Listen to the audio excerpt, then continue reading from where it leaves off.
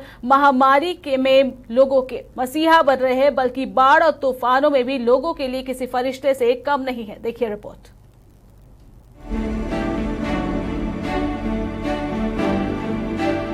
खुदा भी अपने रहमतों की उस पर बरसात करता है जो जरूरतमंदों की मदद के लिए आगे बढ़ता है। महामारी के इस दौर में ऐसा ही एक फरिश्ता बनकर उभरा है युग संस्कृति न्यास संस्था। वैसे तो देश में 33 लाख से अधिक ऐसे संगठन हैं जिन्हें सरकारों से आर्थिक मदद मिलती रही है और महामारी के वक्त ऐसे संगठनों को आगे आकर अपनी भूमिका निभानी चाहिए, इस पर भी सवाल उठते रहे। लेकिन इन सब के बीच कोरोना वायरस के संक्रमण के आंकड़े पूरे देश को डरा रहे हैं और इस बीच कई संस्था है जो जन सेवा के भाव के साथ लगातार काम कर रही है। इन्हीं संस्था में से एक है युग संस्कृति न्याय संस्था, जो देश में कोरोना वायरस के संक्रमण के फैलने की शुरुआत से लेकर लगातार जन सेवाओं के कामों में लगी हुई है। संस्था जिस तरह से लोगों की सेवा का काम कर रही है वो सच में एक मिसाल है। इस संस्था के द्वारा लगातार लोगों की सेवा करने के साथ जरूरतमंदों को खाना खिलाने का काम किया जा रहा है। ये संस्था खान पान की चीजों को तैयार करने से लेकर उसकी पैकिंग तक हर समय साफ सफाई और गुणवत्ता का पूरा ध्यान रख रही है। युग संस्कृति न्याय संस्था के द्वारा हर दिन लगभग 11,000 लोगों को दोनों समय का भोजन उपलब्ध कराने का लक्ष्य रखा गया है और ऐसा हुआ भी।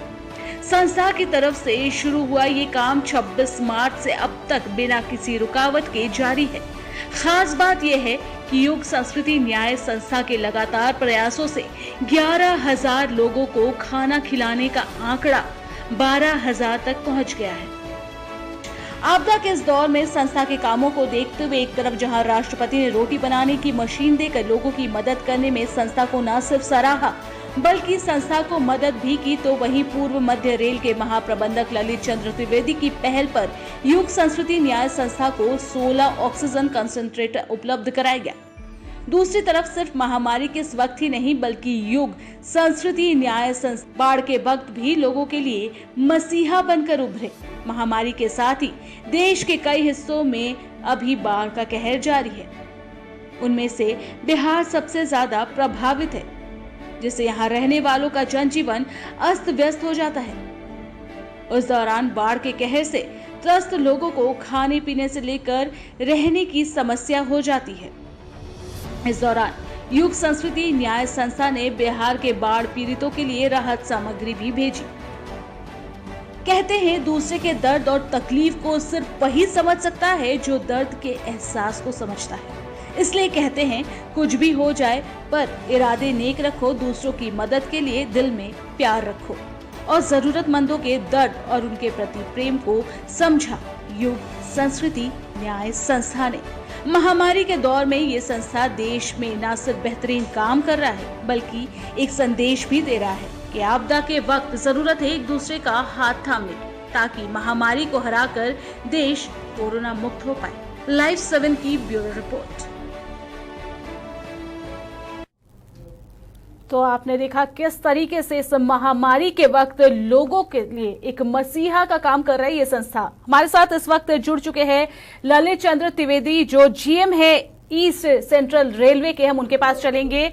ये बताइए ललित चंद्र जी की जिस तरीके से महामारी के इस दौर में ये संस्था एक मसीहा का काम कर रहा है, लोगों के जीवन देने का काम कर रहा है, ऐसे में उनकी मदद करना, सबसे पहले इस संस्था के बारे में क्या कुछ कहेंगे आप?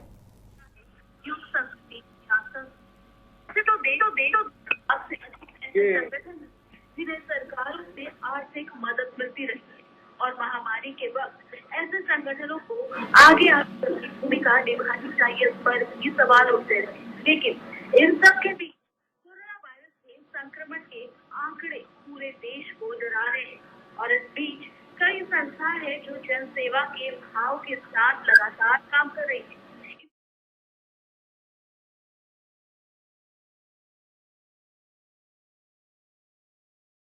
से लेकर लगातार जन सेवाओं के कामों में लगी हुई है। संस्था जिस तरह से लोगों की सेवा का काम कर रही है वो सच में एक मिसाल है। ललित चंद्र जी, जिस तरीके से संस्था एक बेहतरीन काम कर रही है इस महामारी के वक्त, लगातार लोगों को जीवन दान देने का काम कर रही है, क्या कुछ कहेंगे संस्था के बारे में आप? युग संस्कृति न्यास से जो ईसीआर जुड़ा है, काफी दिनों से जुड़ा है जी। और ये शुरुआत हुई थी जब बिहार में फ्लड आए थे, बाढ़ आई थी और युग संस्कृति न्यास के जो संस्थापक हैं, विचारक हैं आचार्य जी, उनसे मैंने संपर्क साधा और उन्होंने बिहार के बाढ़ पीड़ितों के लिए काफी मात्रा में सामग्री उपलब्ध कराई और हम सफल हुए उसको बिहार के सुदूर पूर्व जगहों में जहां पर कि बाकी सहायता का पहुंचना मुश्किल था और उन जो बाढ़ से अफेक्टेड जो लोग थे उनको हमने सहायता पहुंचाई संस्कृति न्यास की मदद से। उसके बाद ये सिलसिला आगे बढ़ता गया और फिर जब पिछले साल लॉकडाउन के दौरान श्रमिक स्पेशल से हमारे श्रमिक भाई पूरे देश से लौट रहे थे तो एक बड़ी व्यवस्था करनी थी उनके खान पान की और उसमें भी हमने युग संस्कृति न्यास का सहारा लिया और जितने भी हमारे जो श्रमिक भाई दूसरे राज्यों से लौट रहे थे उनको तरह तरह की सुविधाएं जो आवश्यकता थी खान पान से लेकर अलग अलग चीजों की वो उपलब्ध कराई गई और उससे एक बहुत बड़ी राहत पहुंची उनको। और अभी जब ये इसका कोरोना का दूसरी लहर आई तो उसमें फिर हमने कंधे से कंधा मिला के काफी हमारा इरादा ऐसा था क्योंकि जो हमारे मेन शहर हैं धनबाद, पटना, बनारस और पटना, ये इन जगहों पे तो हम पहुंच जाते हैं लेकिन जो हमारे दूर के होते हैं नरकटियागंज, सहरसा, बरवाडी, सोननगर, पतरातू, बरकाखाना, इन जगहों पे जहाँ पर कि और चौपन, सिंगरौली जहाँ पर कि एक हमको थोड़ी दिक्कत आ रही थी उन जगहों के लिए हमने युग संस्कृति न्यास ने हमें 16 ऑक्सीजन कंसंट्रेटर मुहैया कराए और ये आज हम बड़े गर्व से कह सकते हैं कि जब बाकी देश में ऑक्सीजन की प्रॉब्लम थी, ऑक्सीजन की समस्या थी, लेकिन ईसीआर में हमारे एरिया में झारखंड और बिहार जो हमारे अंतर्गत मध्य प्रदेश, उत्तर प्रदेश हमारे अंतर्गत आते हैं उसमें सभी के लिए ऑक्सीजन थे और हम लोग बड़े अच्छे से ये है उसको कर पाए जी। और हमारे सभी कर्मियों को लाभ पहुंचा जी। ये बताइए ललित चंद्र जी, लोगों से जुड़ने में रेलवे देश का सबसे बड़ा नेटवर्क है और अब आप ऐसे लोगों के साथ, संस्था के साथ जुड़े हुए जो लोगों के साथ काम कर रहा है, तो किस तरीके से इससे और आगे ले जाएंगे और बढ़ावा देंगे आप? हमारी आगे बहुत प्लान है और हम ऐसी संस्थाओं के साथ जुड़ के हम कोशिश ये करेंगे कि जो दूर दराज के एरिया हैं, जो हमारे रेलवे नेटवर्क से थोड़े दूर पड़ते हैं मेन नेटवर्क से, उन तक हम अपना एक छोटे छोटे सेंटर खोले हैं। वहाँ पर खान साल हमने किया था, ऐसी जो परिवार हैं जिनको खाने पीने में दिक्कत हो रही है, जिनके परिवार उजड़ गए हैं कोरोना की महामारी से, उन तक उनके घरों तक खाना पहुँचाएं, उनको फेस सैनिटाइजर, पीपी किट ये सब उपलब्ध कराएं और खासकर उन वर्गों का ध्यान रखें जिनको जो हमारे मुख्य धारा है उससे अलग हटके दूर दराज के जो क्षेत्र हैं उसमें है जी। ये लगातार जिस तरीके से ये जानना चाहेंगे ललित चंद्र जी, जिस तरीके से ये जो महामारी में, आपदा में लोग अवसर खोज रहे हैं और ऐसे में आप लोगों ने जो एक स्टैंड लिया है जरूरतमंदों के लिए, इसे और किस तरीके से आगे बढ़ाएंगे, किस तरीके से देखते हैं इसे आप? क्योंकि जिस तरीके से ये आपदा का समय है, कई ऐसे निजी संस्थान है, एनजीओज है, हॉस्पिटल्स है जो इसे अवसर में बदल चुके हैं और ऐसे में उन्हें एक तरफ रख के एक तरफ जिस तरीके से आप लोग काम कर रहे हैं, ये वाकई में एक सराहनीय पहल है। इसमें एक काम ये किया है, ये युग संस्कृति न्यास के हमको आचार्य जी ने बताया कि जो हमारी महिलाएं हैं जो जिनके आदमी लोग अपना काम खो चुके थे, उनको एक रोजगार मुहैया कराने के लिए उनसे सैनिटाइजर बनवा रहे हैं, उनसे फेस मास्क बनवा रहे हैं, जिससे कि हमारे को इन सामान की आपूर्ति उन लोगों से हो रही है जो इस बीमारी से प्रताड़ित हैं और इससे हम इन लोगों को रोजगार भी मुहैया करवा पा रहे हैं जी। चलिए, हमारे साथ आचार्य धर्मवीर जी हैं, जो फाउंडर है, युग संस्कृति एनजीओ के फाउंडर है। हम उनके पास चलेंगे। आचार्य धर्मवीर जी, ये बताइए कि लगातार एनजीओ को लेकर हमेशा से सवाल उठते रहे हैं, ऐसे में युग संस्कृति ने एक अपनी पहचान बनाई है, सकारात्मक पहचान बनाई है। कैसे संभव हो पाया है? क्या कुछ से आपने शुरुआत की थी और अब किस जगह पे है? जी धन्यवाद। तो जहाँ तक के विश्वास की बात है, तो हम लोगों ने हमेशा प्रामाणिकता का ख्याल रखा है और हम अपने टीम के माध्यम से ऐसे विपरीत माहौल में जी हर चीज तथ्य, तर्क और प्रमाणित करने का कार्य किया है, सहजता और सरलता पूर्वक। जी तो जो एनजीओ और ट्रस्ट और जो भी नॉन वॉलेंट्री ऑर्गेनाइजेशन, उसके प्रति सवाल उठते रहे हैं, आपका कहना वाजिब है, लेकिन हम लोगों ने उनसे प्रेरणा लेकर के और अपनी टीम के माध्यम से योजनाबद्ध तरीके से कार्य किया है, ताकि इन चीज़ों से ऊपर उठ सकें और लोगों में एनजीओ के प्रति, ट्रस्ट के प्रति, संस्थान के प्रति विश्वास पैदा करें। और इसमें काफ़ी हद तक आप तमाम लोगों के सहयोग से हम लोग सफल हुए हैं। जी जी, आचार्य धर्मवीर जी, ये बताइए कि जिस तरीके से ये एनजीओ काम कर रहा है जरूरतमंदों के लिए, इस महामारी के दौर में कहे या बाढ़ से जो त्रस्त लोग हैं उनके लिए कहे, या आपदा जो अभी साइक्लोन्स आ रहे हैं उसके लिए कहे, जिस तरीके से आप लोगों ने एक स्टैंड लिया है, जिस तरीके से जरूरतमंदों के लिए आप आगे आ रहे हैं, आगे के दिनों में और क्या कुछ इसे बड़े पैमाने पर करने की आप लोग की प्लानिंग्स है?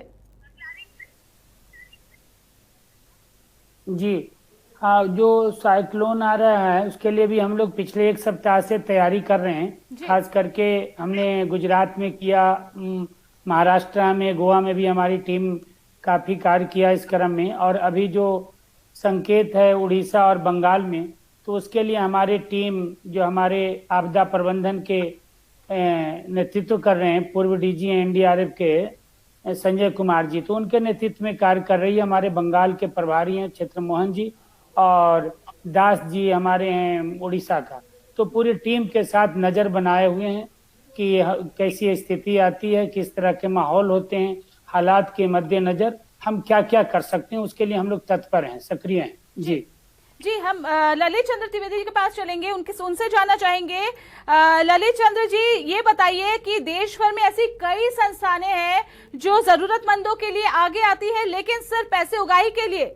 कई फ्रॉड्स ऐसे एनजीओ में देखने को मिल रहे हैं, या कई ऐसे और जरूरतमंद लोगों के नाम पर उगाही कर रहे हैं, आपदा में अवसर खोज रहे हैं। ऐसे में जिस तरीके से आपका एक सपोर्ट मिला है इस एनजीओ को, और किस तरीके से आप लोगों से ये कहना चाहेंगे कि आगे आकर इस एनजीओ से जुड़े, क्योंकि ये एनजीओ जो है वाकई में लोगों के साथ जोड़ रहा है, उनके दर्द को समझ रहा है।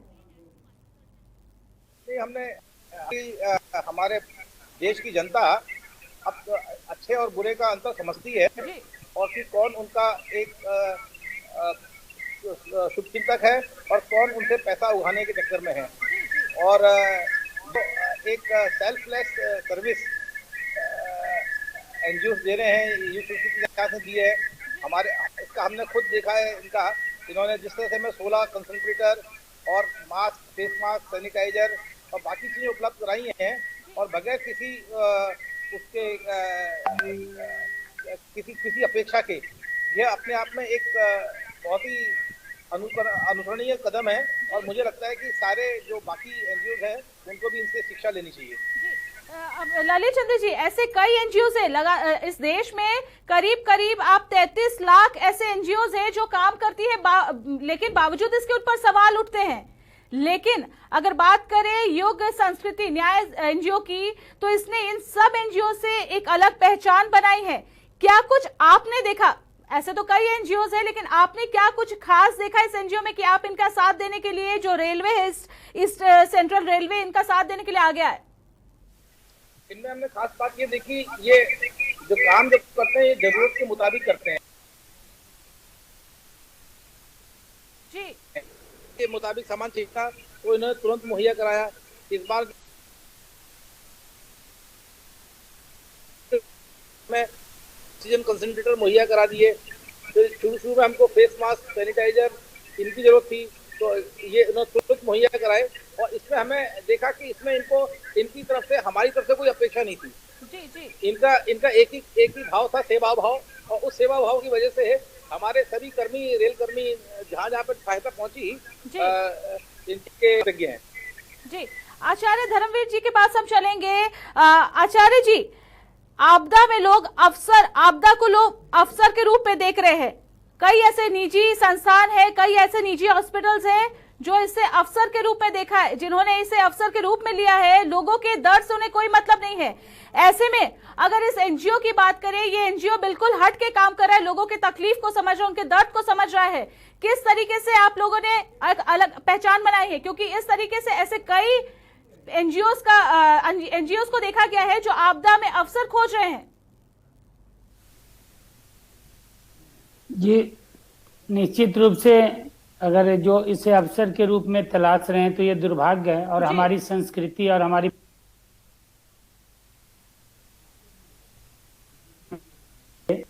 हालात हो, खड़ा होना चाहिए हर दृष्टिकोण से।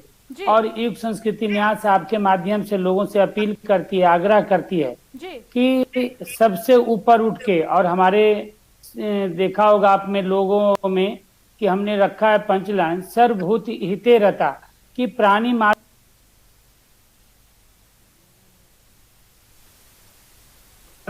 तो जहाँ पूरा देश ही नहीं पूरा विश्व इस संक्रमण से प्रभावित है, और ऐसे में कोई अपना स्वार्थ साधता है तो दुर्भाग्य है। तो मानव जीवन पाना ही उनके लिए व्यर्थ हो जाएगा। तो मेरा खास करके दिल्ली में हमारा मुख्य कार्यालय है और यहीं से पूरे देश में सभी प्रांतों में हम संचालन करते हैं, कोऑर्डिनेट करते हैं। तो Nai Delhi district administration, district west के डीएम, साउथ ईस्ट के डीएम, तमाम एसडीएम हमारे संपर्क में हमारे साथ तत्पर रहे कि कहाँ क्या आवश्यकता है, क्या आपको इंफ्रा उपलब्ध कराएं। तो बड़े बड़े कैंप के लिए उन्होंने हमें जगह दिया, और ताकि हम योजनाबद्ध तरीके से हम अपने कार्य को अंजाम दिया और संचालन किए। और रेलवे की रही जहाँ तक बात, तो भारतीय रेलवे में के माध्यम से हमने भारत के विभिन्न क्षेत्रों में प्रयास किया। डीआरएम साहब के माध्यम से, जीएम साहब के माध्यम से, तमाम छोटे बड़े अधिकारियों को जहां सुविधा हुई संपर्क करके हमने कार्य करने का प्रयास किया। लेकिन ईसीआर रेलवे का, और खास करके आदरणीय एलसी त्रिवेदी साहब, जब से हम लोग उनके संपर्क में आए हैं युग संस्कृति न्यास, तो हम दोनों के बीच में रेल प्रशासन के और वाईएसएन के युग संस्कृति न्यास में बड़ी ही तारतम्यता बनती चली गई, क्योंकि उनका भी परमार्थ भाव, उसके कार्यों को बड़ा सराहना मिला उनके तरफ से, और बड़े तत्परता दिखाई, और हम लोगों ने किया। खास करके मैं जिक्र करना चाहूंगा आपके माध्यम से कि बिहार के 16 डिस्ट्रिक्ट जब बाढ़ से प्रभावित हो गए, पीने के लिए पानी नहीं था, कुएं नल सारे जलमग्न हो गए थे, लोग छत पे और आरी और अलंग पे सड़के पे रह रहे थे, तो हमने भारतीय रेल का, ईसीआर का बहुत बड़ा सहयोग लिया। छपरा रेलवे स्टेशन जो कि गोरखपुर जोन में आता है, और उसका संयोग से जो जीएम का प्रभार त्रिवेदी साहब ही थे, और पटना और समस्तीपुर तमाम स्टेशनों पे हमने अपना सामान उतारा, और रेल प्रशासन की भूरी भूरी प्रशंसा मैं करना चाहूंगा, आभार प्रकट करता हूं कि उनका सहयोग से हमारे जो 8 कैंप हमने बनाया था, मोतिहारी में, मुजफ्फरपुर में, छपरा में, दरभंगा में, पूर्णिया, सहरसा, पटना, भागलपुर, तो इन तमाम जगहों पे हम व्यवस्था बनाने में बहुत मदद लिया रेल प्रशासन का। और बाबा एटॉमिक रिसर्च सेंटर का भी आपके माध्यम से आभार प्रकट करेंगे कि हजारों की संख्या में उन्होंने लिट्टी उपलब्ध कराया था, अपने वायुयान से, एयर इंडिया से हमारे लिए पटना भेजा। तो इस तरह से जहां पे भी सरकारी तंत्र की आवश्यकता पड़ी, हम लोगों को बहुत ही सहयोग मिला है, और उनका तरफ से सराहना। तो मैं हमेशा विश्वास करता हूं कि प्रशासन के साथ तालमेल बिठा के जरूरतमंद लोगों के बीच में कम समय में सीमित। आचार्य जी, जिस तरीके से आप लोगों ने एक सराहनीय कदम उठाया है उन लोगों के लिए जिसे इस वक्त सबसे ज्यादा जरूरत है लोगों के सहायता की, उनके लिए आप लोगों ने एक पहल की, उसके लिए आप लोगों ने एक कदम आगे बढ़ाया है। ऐसे में रेलवे ने आपका साथ दिया है, और किन किन लोगों से आप सहायता की उम्मीद करते हैं? जी क्षमा चाहेंगे, आपकी आवाज नहीं आ पा रही थी जी। आचार्य जी, आपसे ये जानना चाहेंगे, जिस तरीके से आप लोगों ने अभी इस घड़ी में लोगों के लिए आप लोग सहारा बने हैं, आप लोगों ने कदम उठाया है उनके लिए, वाकई में सराहनीय पहल है। और ऐसे में रेलवे ने आपका साथ दिया है, और किन किन लोगों के साथ की उम्मीद रखते हैं आप? जी हम तो तमाम लोगों से अपेक्षा रखते हैं, उम्मीद रखते हैं कि अच्छे कार्य के लिए, मानव हित के लिए, पीड़ा पतन निवारण के लिए हम सबसे सहयोग की अपेक्षा करते हैं। खास करके अभी CISF का मुझे काफी सहयोग मिल रहा है। हरियाणा सरकार का बहुत बड़ा सहयोग हमारे साथ है। हरियाणा गवर्नर साहब के खास करके एडवाइजर अखिलेश कुमार, भारतीय रेड क्रॉस सोसाइटी के हरियाणा विंग का सबसे बड़ा सहयोग मिल रहा है, और जिला प्रशासन का मिल रहा है। हमने काफी मॉडल, गुजरात सरकार का काफी सहयोग मिल रहा है। कच्छ में गांधीधाम में हमने 60 बेड का वहाँ पे माइल्ड पेशेंट के लिए हम सेटअप तैयार करने में सक्षम हुए हैं। दिल्ली में NHI के साथ हमारी कार्य आगे बढ़ रही है सेवा का। तो इस तरह से रेल प्रशासन के साथ साथ तमाम तरह के राज्य सरकारों से भी हम संपर्क में हैं। कहीं कम या और ज्यादा हमें सहयोग मिल रही है जी। चलिए हम चलेंगे ललित चंद्र त्रिवेदी जी के पास। ललित चंद्र जी, ये बताइए कि जिस तरीके से एक सराहनीय कदम आप लोगों ने उठाया है, आगे भी आप किस तरीके से अपील करेंगे कि लोग आगे आए, क्योंकि इस घड़ी में एक दूसरे का साथ ही बहुत बड़ी ताकत है। इसमें मैं ये बताना चाहूँगा आपको कि ये न्यास के अलावा हम लोग आपको पहले की तरफ से लिक्विड ऑक्सीजन की ट्रेन चला रहे हैं। तो इसमें हमारे को स्टील प्लांट जो है, Durgapur steel plant, Bokaro steel plant, Tata steel plant, Jindal steel plant, इन सब से हम लोग भारतीय रेल ऑक्सीजन लेके जा रही है और देश के विभिन्न स्थानों में सप्लाई कर रही है। और कई हमारे जो सेंट्रल कोल फील्ड है, ये कोल इंडिया लिमिटेड है, ये हमारा डेडिकेटेड फोर कोऑर्डिनेटर लिमिटेड है, RVNL है, और बाकी कई संस्थाओं ने हमें ऑक्सीजन प्लांट लगाने का हमें काम दिया है। और वो फ्री ऑफ कॉस्ट हमें ऑक्सीजन प्लांट्स भी लगा रहे हैं। कई एजेंसीज ने हमें बेड दिए हैं।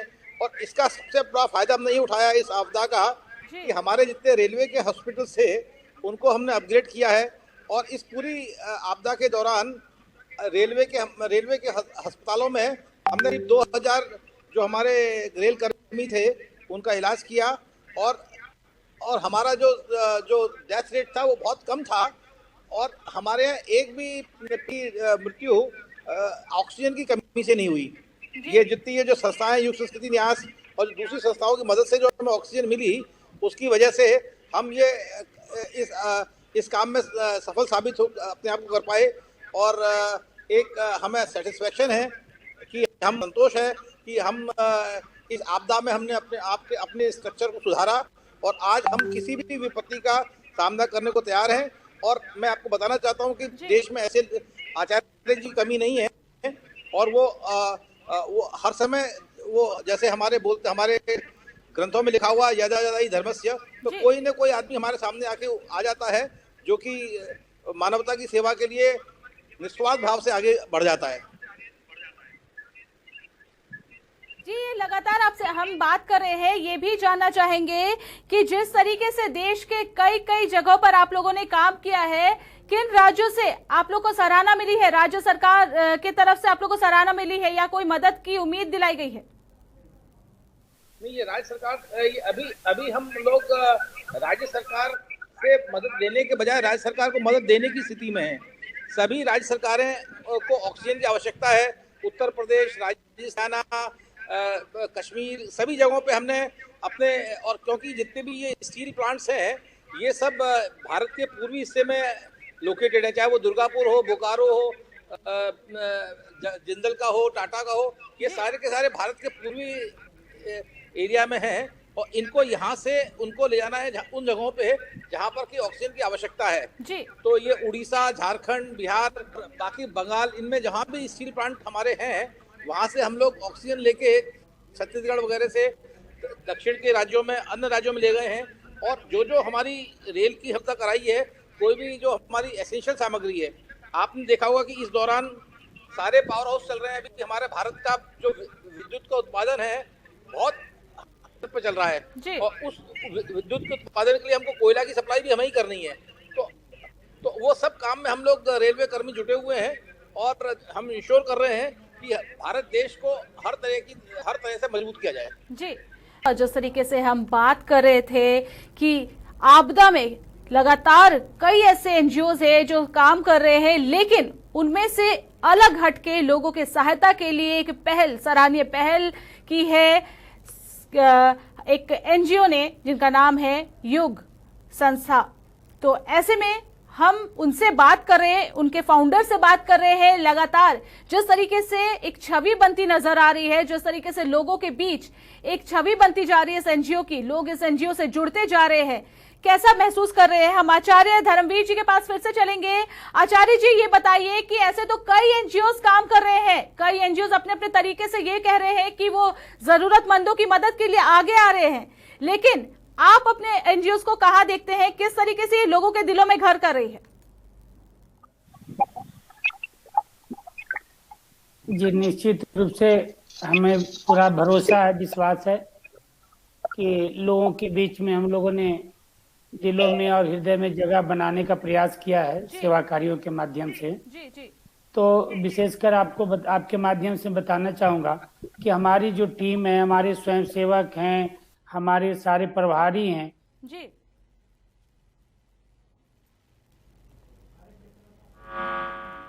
क्या तो पूरा हमने 4 हेल्पलाइन नंबर इशू कर रखा है। 24 आवर्स हमारे कार्यकर्ता, हमारे स्वयंसेवक उसके लिए तत्पर होते हैं। तो जब भी कोई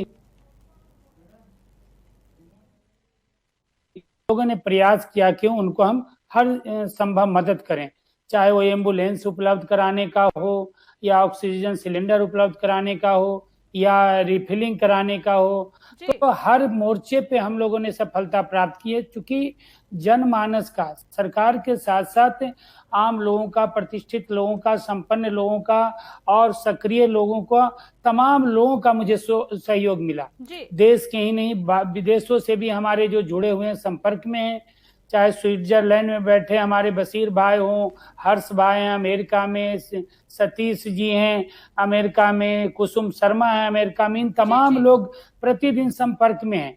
और श्रीलंका से हमारे एम्बेसी में, भारतीय एम्बेसी में हैं हमारे सुशील जी। तो ये अपने अपने प्रभाव से, स्तर से, वहाँ के माध्यम से भी हमें सहयोग उपलब्ध करा रहे हैं। तो उनके आधार पे, उन तमाम लोगों के सहयोग से हम जमीन पे जरूरतमंद के बीच में हम कार्य करने में सक्षम हुए हैं। तो तमाम लोगों का सहयोग है और सबके बीच में हमारा भरोसा है, विश्वास है कि हम लोगों ने अपनी विश्वास और प्रामाणिकता के आधार पर दिलों में जगह बनाने का प्रयास किया। उसका श्रेय हम आपके माध्यम से देना चाहते हैं हमारे वॉलंटियर का, हमारी टीम का, कि जो कोरोना पॉजिटिव होने के बावजूद भी क्वारंटाइन रहते हुए और काम करने का काम किया है, कि जो घर में रह के दूरभाष पे, टेलीफोन के माध्यम से, सोशल मीडिया के माध्यम से क्या क्या हम कर सकते हैं, तो उसके लिए करने के लिए हमारा टीम तत्परता दिखाई। तो ये तमाम लोगों का श्रेय जाता है। जी जी, आचार्य जी, हम आपके पास फिर से आएंगे, लेकिन हमारे साथ एक और गेस्ट जुड़ चुके हैं, क्षेत्र मोहन, जो डिजास्टर मैनेजमेंट के इंचार्ज है। हम उनके पास भी चलेंगे। ये बताइए क्षेत्र मोहन जी, जिस तरीके से अब यास आने की तैयारी आ चुकी है, या फिर हम ये कहेंगे अब कुछ ही पलों में वो दस्तक देगी बंगाल में, किस तरीके से तैयारी की जा चुकी है? क्योंकि इससे पहले भी देखा गया था, जो साइक्लोन ने दस्तक दी थी बंगाल में, उसने पूरा तहस नहस कर दिया था, कई जानमाल का नुकसान भी हुआ था। लेकिन बावजूद इसके इस बार कई तरीके से सुरक्षित, पहले से सुरक्षा के इंतजाम किए हुए हैं। तो आप लोगों ने किस तरीके से तैयारी की है इस बार?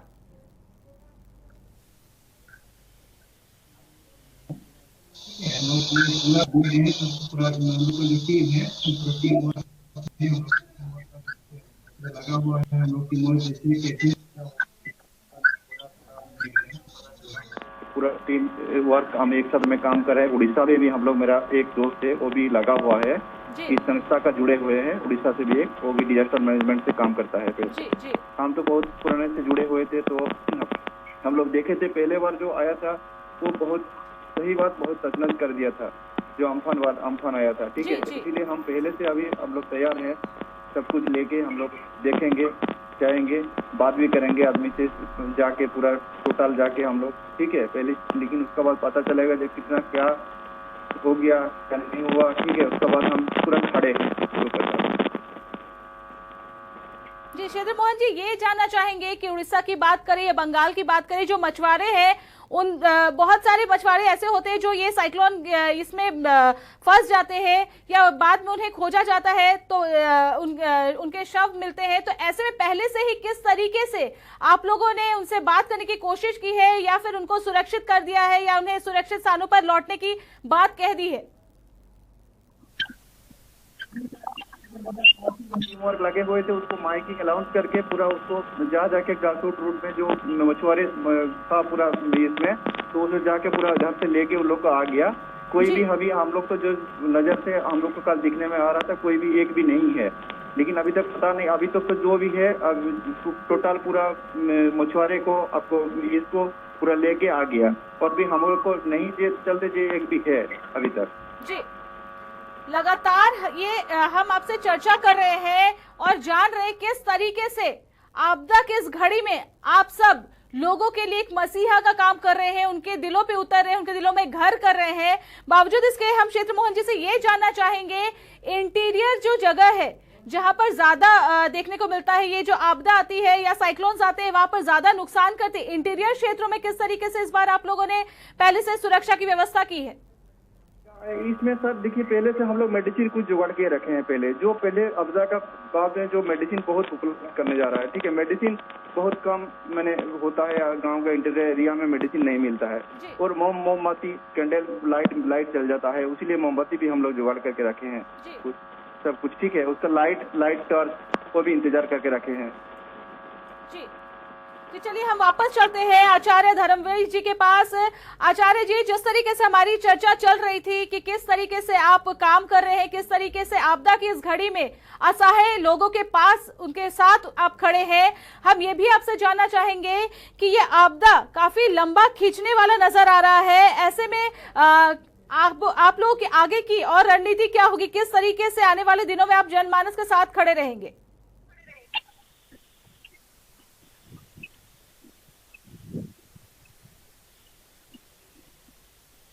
हेलो आचार्य जी, आपसे ये जानना चाहेंगे, आपदा काफी लंबा खींचने की आशंका नजर आ रही है और ऐसे में जनमानस के पास आप किस तरीके से और खड़े रहेंगे, आगे की प्लानिंग्स क्या क्या होंगी, क्योंकि अभी ये आपदा थमने वाली नजर नहीं आ रही है?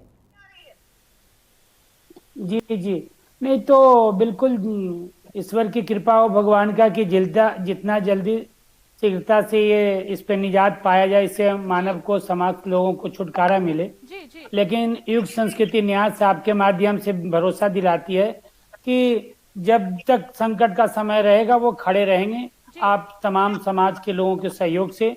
और हमने एक व्यवस्थित ढंग से करने का कार्य किया, जैसा कि आदरणीय त्रिवेदी साहब ने बताया कि किस तरह से हम शुक्रगुजार हैं डीजी सीआरपीएफ का कि जिन्होंने सिलाई मशीन हमें डोनेट किया, उसको हमने महिलाओं के बीच में डिस्ट्रीब्यूट किया, फिर हम मटेरियल उपलब्ध कराए और वो मास्क बना रहे हैं, उस मास्क को हम खरीदते हैं और निःशुल्क लोगों के बीच में हम बांटते हैं। तो इस तरह के अलग अलग हम लोगों ने साइकिल तैयार किया कि हम कैसे लोगों को इंगेज करें और उनको जीविकोपार्जन के लिए हम सदुपयोग करें। तो इस तरह से कई मोर्चे पे हमारे कार्य साथ साथ चल रही है कि हम सभी लोगों को इंगे। अभी आपके माध्यम से बताना चाहेंगे कि हमारी एक टीम है डॉक्टर रजनीश जी के नेतृत्व में, तो वैसे जो लाचार और मजबूर हो गए हैं आर्थिक रूप से, तो वैसे लोगों को हम लोगों ने चिन्हित करके रेडी, जिसको ठेला बोलते हैं, ठेला उपलब्ध कराया कि उनको हम राशि उपलब्ध कराए, चाहे सब्जी बेचने के लिए या किसी भी छोटे मोटे रोजगार उपलब्ध करके, और वो स्वावलंबी बने, अपने परिवार को जीविकोपार्जन कर सकें। तो इस तरह से अलग अलग हम लोगों को अलग अलग मोर्चे पे हमारी टीम काम कर रही है कि हम कैसे ज्यादा से ज्यादा समाज को हम लाभ दें और ऐसे संकट के समय में हम उनके सहारा बने। जी। इसके लिए हम कार्य कर रहे हैं व्यवस्थित रूप से। जी और करते रहेंगे। जी बिल्कुल। देश भर में वैसे तो आप जरूरतमंदों के लिए काम कर रहे हैं, लेकिन ये बताइए जरूरतमंदों की पहचान आप किस आधार पर करते हैं कि इनको जरूरत है, क्या किस चीज की किसे जरूरत है, किस आधार पर करते हैं, कैसे वॉलंटियर्स को आप तैयार करते हैं? जी धन्यवाद दे, बड़ा आपने मार्मिक प्रश्न पूछ लिया। तो जरूरतमंद और प्रामाणिक हैं, तो ये ऐसा चीज है कि, लेकिन हम ये कुछ तो ऐसे स्वभाव से दिख जाते हैं कि जिनका नियत ठीक होता है तो नियति ठीक होता है। तो हम लोगों ने प्रयास किया कि हम किस तरह से जो सेवाभावी स्वयं सेवक हैं उनकी क्या आवश्यकता है, क्या बैकग्राउंड है, और पूर्व में कई वर्षों से जो हमारे साथ जुड़े हैं, जैसे 450 स्वयं सेवक हमारे फर्स्ट लॉकडाउन में थे, तो प्रत्यक्ष रूप से हजारों लोग के माध्यम से हम कार्य कर रहे हैं। लेकिन कुछ ऐसे लोग एक आध अपवाद में हो जाते हैं जो स्वार्थ सिद्ध करने वाले कहीं न कहीं, जैसे आपको हम एक दुखद तो नहीं कर सकते, लेकिन एक चीज बताना चाहेंगे आपके माध्यम से, अपील करें कि हमने सैकड़ों की संख्या में ऑक्सीजन सिलेंडर उपलब्ध कराया, लेकिन बहुत सारे लोग आज तक मुझे नहीं, जब डिस्चार्ज हो गए, पेशेंट ठीक हो गए, तो आज तक वापस नहीं आ रहा है। कई बार हमारे टीम उनके संपर्क में प्रयास कर रहे हैं कि ताकि। चलिए हम चलेंगे अब ललित चंद्र त्रिवेदी के पास, जो जीएम है ईस्ट सेंट्रल रेलवे के, हम उनके पास चलेंगे। ललित जी, ये बताइए कि आपने 16 ऑक्सीजन एनजीओ को डोनेट किया है, इसके बाद तीसरी लहर आने वाली है, तीसरी लहर के लिए भी आप लोग किस तरीके से प्लानिंग कर रहे हैं? क्योंकि थर्ड वेव जो है काफी डेंजरस होने वाली है, ये कहा जा रहा है। लोगों को पहले से ही सतर्क रहने को कहा जा रहा है। कई हॉस्पिटल्स, कई एनजीओ पहले से ही अपनी तैयारी पूरी कर रहे हैं, तो आप किस तरीके से इस बार जो है अपनी तैयारी, अपनी प्लानिंग्स को आगे बढ़ा रहे हैं? जो तीसरी लहर का जो बताया गया उसके द्वारा ये बच्चों को ज्यादा प्रभावित करने वाली है, ऐसी आशंका है जी। और बच्चे और एडल्ट में अंतर ये होता है जी। कि एडल्ट हॉस्पिटल में अकेले रह जाता है जी जी, जबकि बच्चे के साथ किसी गार्जियन को, किसी पेरेंट को रहने की आवश्यकता पड़ेगी जी। तो इसका मतलब ये है कि जो हमारे हॉस्पिटल में बेड्स की कैपेसिटी है वो करीब करीब दुगनी करनी पड़ेगी जी। और जो ऑक्सीजन के वेंटिलेटर्स हैं जी जी, उनका भी एक थोड़ा सा एडजस्टमेंट करना पड़ेगा, उनका प्रेशर वगैरह एडजस्ट करना पड़ेगा जिससे कि वो छोटे बच्चों को वो ऑक्सीजन दी जा सके जी। इसके अलावा जैसे आपने देखा होगा कि हम उसमें भी प्रयास कर रहे हैं, आज सरकार प्रयत्न कर रही है, आईसीएमआर कई हमारे मेडिकल बॉडीज रिसर्च कर रही हैं कि बच्चों के लिए टीका भी लगवाया जा रहा है, तो उसके लिए भी हम प्रयत्नशील हैं। और इस जो सेकेंड वेव से हमने सीखा कि कुछ मशीनें ऐसी हैं, जैसे डी डाइमर मशीन है और ये सीपीआर वाली मशीन है, ये बहुत कम उससे आती हैं, इसकी कीमत ज्यादा नहीं, 2-2.5 लाख रुपए की आती हैं, लेकिन इनसे जो रिपोर्ट उपलब्ध होती है उससे वो जो ट्रीटमेंट का प्लान करना नहीं होती है। तो इस तरह की हमने कई सारी मशीनें खरीद ली हैं और हमारे जब अगली लहर आएगी हमारे रेलवे के सभी हॉस्पिटल्स में ऑक्सीजन प्लांट लगे हुए रहेंगे और हमने इसके लिए ज्यादा कर्मचारियों की भर्ती भी कर ली है। हमारे पास अभी ज्यादा डॉक्टर, ज्यादा हेल्थ असिस्टेंट्स हैं, तो ज्यादा, और हमने एक व्हाट्सएप का एक ऐप बनाया है, उसका नाम हमने दिया स्पर्श। इससे सुविधाएं हमारे जो रेल कर्मी और बाकी लोग हैं जो हमारी रेलवे अस्पतालों पे आधारित हैं, वो बगैर हॉस्पिटल जाए वो यहाँ की मेडिकल सुविधाओं का उपयोग कराएंगे। और भी हमने HIMS मॉड्यूल और कई तरह के कंप्यूटराइजेशन किए हैं, वेंटिलेटर्स में वृद्धि की है और हमारी कोशिश ये है और कि हर आदमी को जरूरत के साथ जिस दिन उसको जरूरत हो उस दिन ऑक्सीजन युक्त बेड उपलब्ध हो, और अगर वो अटेंडेंट के साथ आना चाहे तो अटेंडेंट के लिए भी हम बेड उपलब्ध करा सकें। जी, ये बताइए ललित जी, जिस तरीके से लोगों के लिए सेकेंड वेव जो चला, लोगों के लिए आप लोगों ने जिस तरीके से काम किया, आप लोगों ने देखा कि सेकेंड वेव में किस तरीके से जो ये महामारी है एक दूसरे को फैल रही थी, अब थर्ड वेव और डेंजरस कहा जा रहा है, तो ऐसे में कितना बड़ा चैलेंज होगा आपके लिए लोगों को सुरक्षित करना, क्योंकि लगातार एनजीओ जो है उन लोगों के साथ खड़ी है जिनको आपकी सबसे ज्यादा जरूरत है और आप हर कदम पर उनके साथ है भी, मौजूद भी है, तो ऐसे में कितना बड़ा चैलेंज होगा आपके लिए? ऐसा एक ये हुआ है, जो पहला वेव और दूसरा वेव था, उसने हमें एक बहुत अच्छी ट्रेनिंग दी है।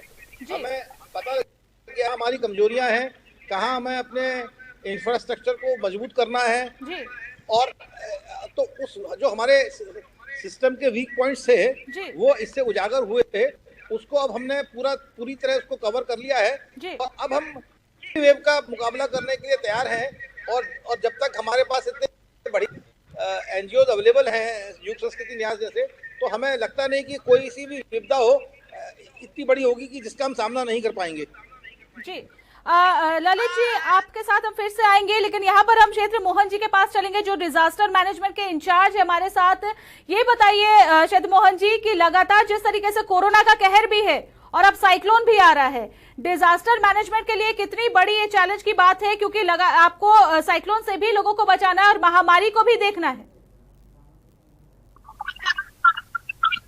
मैडम पहले देखिए, हम लोग जमशेदपुर में डीएम साहब, डीसी साहब को भी कुछ हम लोग पीपी किट दिल्ली से हम लोग सर लोग भेजा था, तो हम लोग पीपी किट भी हम लोग दिए हैं जो हाईली पीपी किट है, ठीक है, जो डीसी सर को हम लोग प्रमोट किए थे ये कोरोना का लहर चलती कोरोना तो एक आयुर्वेद दवा हम लोग के पास आए थे,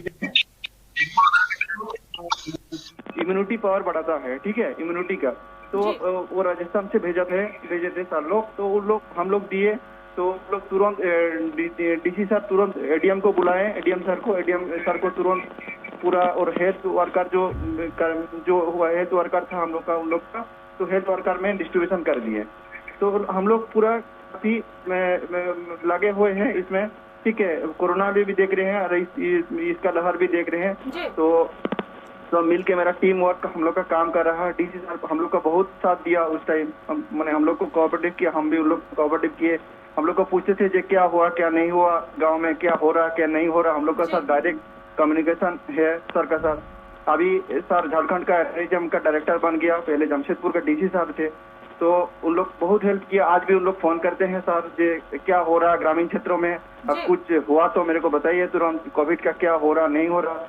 तो एक फिर उन लोग जो डीसी साहब थे तो वीडियो साहब से फोन किए, तो वीडियो साहब आके फिर देखा घर में, जो जिसका घर पूरा एकदम कुछ नहीं है, पूरा मिट्टी का घर है, उसमें न खाने पीने के खाली रेशन का चावल मिलता है और कुछ नहीं मिलता था। आपके पास हम आएंगे वापस, लेकिन आचार्य धर्मवीर जी के पास जाएंगे। आपसे हम एक सवाल आखिरी में करना चाहते हैं।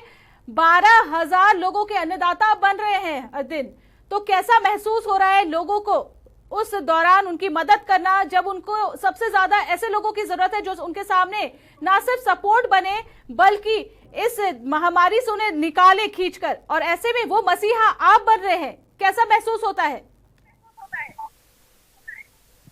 जी धन्यवाद। ये मैं माध्यम हूँ, हमारा टीम एक माध्यम है, आप तमाम लोगों को हम श्रेय देना चाहते हैं इसके लिए कि प्रत्यक्ष रूप से जो जुड़े हुए, खास करके आपके माध्यम से एक निवेदन करना चाहेंगे। अभी के समय में जो मेरे साथ डॉक्टर का टीम रहा, डॉक्टर से करीब 46 डॉक्टर के टीम हमारे साथ कार्य कर रहे हैं, 24/7 टेलीफोन के माध्यम से कंसल्टेशन दे रहे हैं, और मतलब देश के सुदूर ग्रामीण क्षेत्रों में ऐसे जगह पे जहाँ हम नहीं पहुंच सकते थे, तो दूरभाष के माध्यम से हम लोगों ने उनको मार्गदर्शन देने का काम किया।